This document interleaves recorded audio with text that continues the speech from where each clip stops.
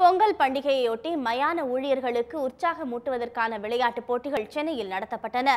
மன அழுத்தத்துடன் பணிபுரியும் தங்களுக்காக நடத்தப்படும் இதுபோன்ற விளையாட்டுப் போட்டிகள் மகிழ்ச்சியை ஊட்டுவதாக உள்ளதென்று அதில் கலந்து கொண்டவர்கள் கருத்து தெரிவித்துள்ளனர். இதுகுறித்த ஒரு செய்தி தொகுப்பை பார்க்கலாம்.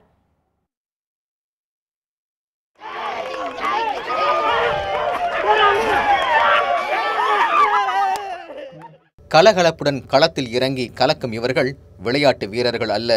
வெயில் மழை பாராமல் சடலங்களோடு வாழும் மயான ஊழியர்கள். உடல்களை புதைக்க குழிகளை வெட்டியும் அவற்றை எரியூட்ட நெருப்போடு போராடியும் வாழ்க்கை நடத்தும் இவர்களுக்கு நிம்மதி என்பது காணல் நீரே. இருப்பினும் மயான ஊழியர்களையும் மகிழ்விக்க வேண்டும் என்னும் உயரிய எண்ணத்தின் அடிப்படையில் உதித்ததே இந்த விளையாட்டுப் போட்டிகள்.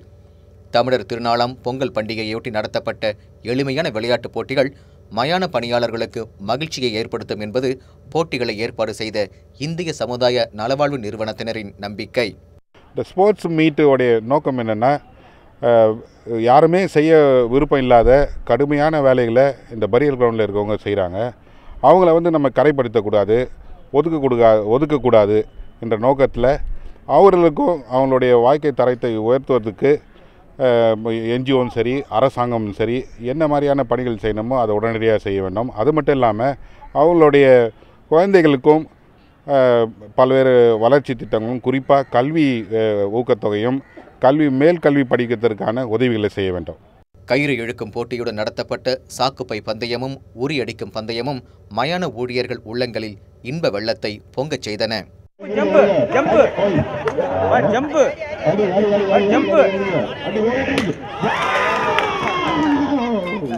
பசங்க கூட விளையாடுறது, ஃப்ரெண்ட்ஸு கூட விளையாடுறதுலாம் இல்லை. சரி, வேலையை விட்டு வந்தால் வீட்டில் சாப்பாடு, காலையில் எழுந்தால் பாடி இருக்கும், ஃபோன் பண்ணுவாங்க, அவங்க முடிஞ்சோடனே வீட்டுக்கு போனோம். இதே தான் எனக்கு தொழிலாக இருந்தது.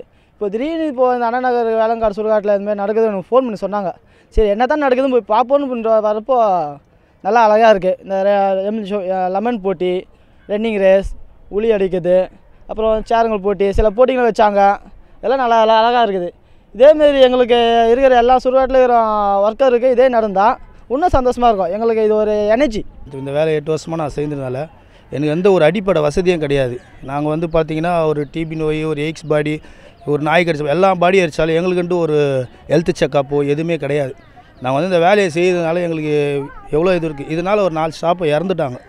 அது இது வரைக்கும் எந்த நேரம் வரைக்கும் எங்கள் யாரும் செய்தது கிடையாது. நாங்கள் வேலை செய்தோம் எங்களுக்கு இது போல் இது மாதிரி அண்ணா நகரில் ஒரு ப்ரோக்ராம் சொல்லிட்டு எங்களை அரேஞ்ச் பண்ணி கூப்பிட்டாங்க. இங்கே பார்க்கும்போது இப்போ இதெல்லாம் பார்க்கும்போது நம்மளுக்கு இதெல்லாம் இருக்கா அப்படின்னு சொல்லிட்டு எங்களுக்கு இதுவாக இருக்குது. இந்த ரன்னிங் ரேஸ் இதெல்லாம் பார்த்தோம், நல்லா இருக்குது.